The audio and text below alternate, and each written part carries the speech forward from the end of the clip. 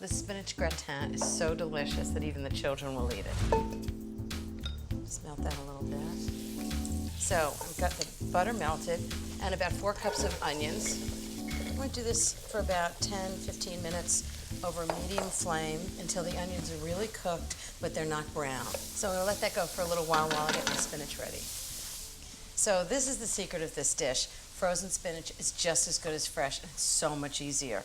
So I've got 5 packages of frozen spinach, which is about 3 pounds. Just squeeze all the water out of this. Just really squeeze it so you've got all the liquid out. And then just put it in a bowl. That's done. Onions are just cooking. They're not browning, which is just right. So I'm just going to toss in 1/4 cup of flour.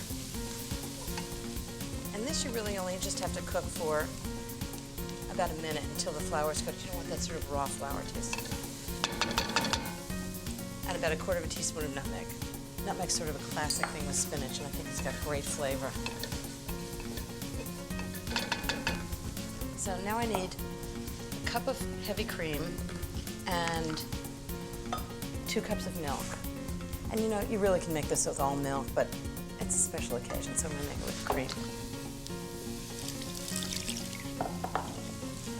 So that's probably going to take about 5 minutes for it to heat up enough so that it starts to thicken. Now, it's not really thick, it's not gluey, it's just thickened.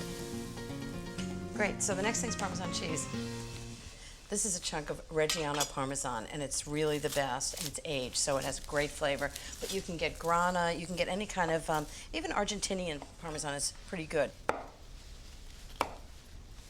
If you have a food processor, it's a really easy way to do this, but you can always do it with a box grater.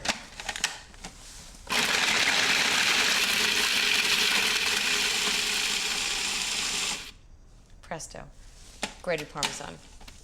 So now I'm going to add 1/2 cup of grated Parmesan.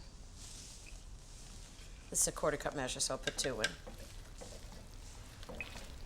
A tablespoon of kosher salt. And a teaspoon of freshly ground black pepper. And the last ingredient is spinach. So I'm just going to break up this spinach and put it in. And take it off the flame. Just mix the spinach in.